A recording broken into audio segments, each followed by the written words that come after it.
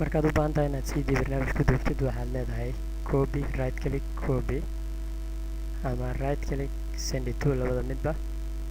markaad send to isticmaalaysid waxaad halkan ka arkaysaa CD DVD/CD drive.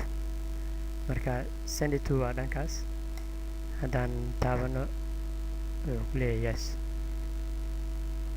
haddii aad copy tiraahid waxaad u baahan tahay inaad furto my computer oo aad tagto CD drive-ka oo aad caadi u furto, kadibna aad barxadda right click ku dhacdo aad paste ku sameyso halkaa, kadibna aad tiraahdo yes.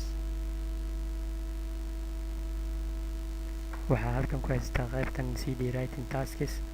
write these files to CD option ikhtiyaarigaas oo ah duubitaanka faylkii aad soo koobiyeysay ee CD-ga aad ku shubaysay, oo software-ka ama antivirus wuxuu yahayba.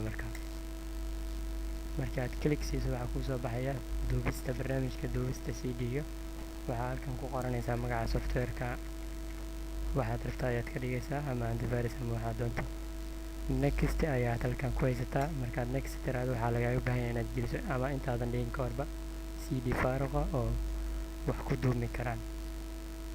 mahadsanid.